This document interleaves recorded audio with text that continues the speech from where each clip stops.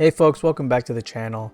My name is James. I hope you're all having a great day, and I hope that you're all ready to get really unhappy with me, because today I'm going to be talking about and doing a new player review of World of Warcraft. Now, when I started the game a while ago, I definitely put up some videos discussing what it was like from a brand new player's perspective in the early game and kind of just my brief first experiences with the game. But after 200 hours spent in the game, I really am starting to like the game a whole lot. But I have some thoughts and opinions, so without further ado, let's dive into it.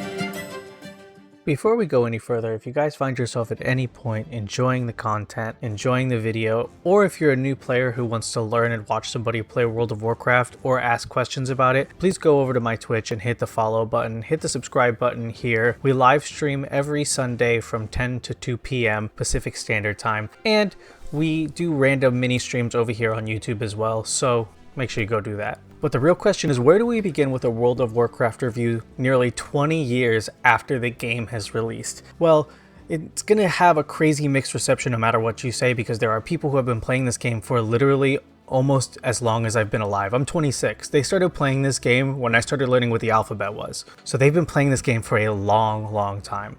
But the reality is the game has changed so much over the years and has gone through so many different iterations that the World of Warcraft that came out 20 years ago is so far removed in almost a way of being its own sequel to the new World of Warcraft that we see today standing in front of us. So let's just go back and pretend like the game came out yesterday. Let's start with character creation and picking your race. First off, there's a lot of different races to choose from right from the start. There's the Horde and the Alliance, and it's important to note that these don't really have a significant meaning to the game anymore. I mean, they do if you're an old hardcore player, or even if you're somebody who enjoys the roleplay and lore aspect, but you can pick either side, either faction, either race, really any race, and you'll be pretty okay. Choosing a class can kind of be confusing at first and a bit overwhelming, as there are so many options now, just like there are with races. But there are some combinations of different races with classes that will make it slightly more beneficial for certain ones. But you don't have to worry too much about that with your first character. You can always go in and make a new character and level up. Then after character creation, the game will prompt you to select a starting zone, and it'll give you a choice between Exile's Reach or another race-specific location. However, the game and I do highly recommend that you go with the Exile's Reach version if you do end up playing, because it has a much better tutorial and walkthrough for the game.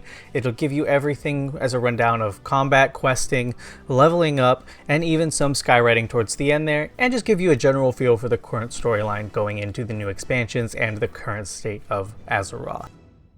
Now let's talk about combat. Combat feels a lot faster than you might be expecting it to be with a targeting system like World of Warcraft's, but the game is actually very fast paced as you ramp up levels and you start doing some of that more end game content. You'll find yourself, like, I was clicking furiously to hit certain abilities, to cast certain spells with my mage. And it was a really fun time, especially because most classes now have some sort of maneuverability or movement to them. Like, you know, at least from my experience, the mage, the paladin, things like that, they have abilities where you can kind of dash around, and it makes it feel fun. Every class has 3 specialization trees which switch up the gameplay style of said class. It can take your ranged DPS to a close-up DPS, or for something like the paladin, can take you from a DPS to a tank to a healer, all in one class. And along with mastering your different specializations and classes, you'll have to be preparing yourself for the ultimate goal of World of Warcraft, the true point: end game content. You're going to want to make sure that you're specializing in things that could potentially be balancing with each other in order to go and fight the big baddies in something like the raids or the Mythic Plus dungeons. As a first-time player, high-level content like Mythic dungeons and raiding are wonderful challenges to learn, and they feel fresh every time that you jump into one for the first time. They can be like a fun experience, but also sometimes particularly difficult. I will say, the first time jumping into a raid with 25 other people charging a giant boss does still blow your mind, even now 20 years later, for somebody who's never experienced it. Another key thing about reaching endgame content and max level is that it doesn't cap your power level. You'll still reach the max level for whatever the current expansion is, But after that, you'll focus on leveling up your character's eye level to constantly get stronger and stronger until you are eventually able to do the highest level content and run the highest level stuff and one-shot anything in the open world. And it feels really fun and satisfying to know that once you're max level, you can still level up. You can also level up your items found in high-level dungeons and raids through a system called item tracks that range from explorer to mythic and everything in between, which scale for power level as you progress through higher level content. This means that you can keep upgrading your gear up until a certain limit with things that are called crests. Higher dungeons, higher level raids, higher level mythic plus dungeons, those will drop crests of the associated level. Now comes what I think is the biggest hurdle for new players by far, which is actually the story of World of Warcraft. This is because the game has been going on for, like I said, 20 years. I was picking my butt. It's been so long. And so that means that the game has had so much lore over time. I believe something like 10 expansions, going on 11 or 12 or something crazy like that. So there's so much lore. It goes so deep. But I will say right now it's a good time because after you leave Exile's Reach, you're thrown into the Dragonflight expansion. At first it can be a bit overwhelming because you're just like, what the hell is happening? But the expansion is pretty self-contained and keeps it mainly to the story of Dragonflight, which sets you up for the current timeline of World of Warcraft and everything going on with what's going on with what's called the War Within saga, which is the current storyline. But the game has made it really easy to go back and experience past expansions through a system inside of the main capital cities where you can go talk to this person called Chromie and she'll put you into a separate timeline. So you can actually go back and play through the entire game of World of Warcraft's story-wise with new characters in the current form of World of Warcraft. It's not going to be the same as something like Classic, but this specific video is about retail, and so that's what we're going to discuss. But you can go back and play through all the stories. It's really cool. You learn, and sometimes you see stuff that you're like, that's kind of dumb, but then you go, though that next one that's fine. That next expansion was. Then there's the social aspect of World of Warcraft, which is always a big essential part of MMOs. Now, as World of Warcraft has evolved in the years, it has apparently gotten less social, but it has added a lot of accessibility features that make it easier for casual players to jump into things like dungeons and raiding. That said, I would still recommend joining a guild. It is still a really fun experience if you find a guild that you enjoy.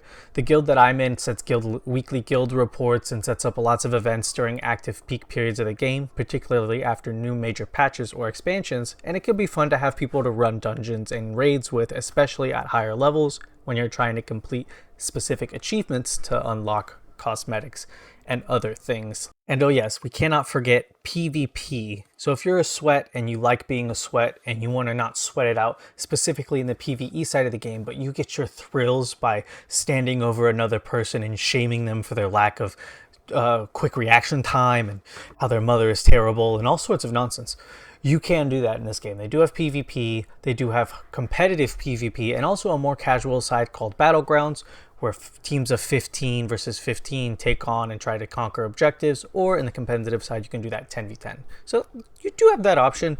I don't play it a whole lot. I just started to get into it. It's not bad. It's definitely really hard because there's people who have been PvPing in this game for, again, very, very long. And there are people who are very good at it. Now let's get into some of the critiques. For me personally, my only few critiques here are things like exploration.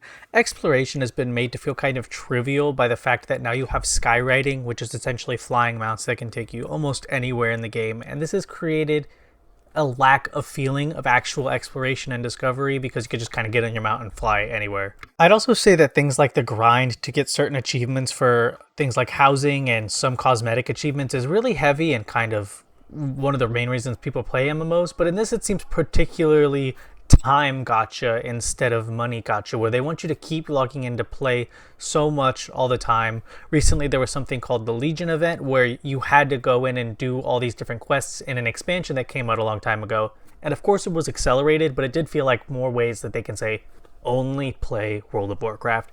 And I feel like sometimes it's nice to have a game that goes, go play the games, we'll be here. But I can't complain too much because I do still come back to the game. All in all, I say that I know the sentiment for WoW is all over the place, especially with long-running creators in the space who have been playing the game since release or since a very, very long time ago, and they're kind of worn out on it. I'd say don't let them deter you. If you're a new player and you've never touched World of Warcraft and you just got your first PC or your or you're just getting into gaming in the MMO space and you're like, hey, that sounds fun, or even you just saw the commercials and you're like, yeah, sure, I'll give that a try. Don't let the sentiment stop you. Try World of Warcraft. It's still really fun and really popular for a reason. The active player count is insane. You're not going to have issues finding people to play with. The game is still alive. So yeah, I would say go give it a try. Anyways, guys, that's going to do it for this video. Thank you guys for watching my first ever kind of game review. I know I did it with an older game, but it's just so I could kind of get my toes wet and see how I like this format and see if reviewing games is something I would ever consider doing. Also, make sure you're going over to my Twitch, hitting the follow button there so you can keep all sorts of streaming stuff, streaming events. We just did a streaming event and raised $200 for a charity, so that was great. And we're going to start doing those over on Twitch. So the link for that will be in the description. And we'll see you guys next time. Peace.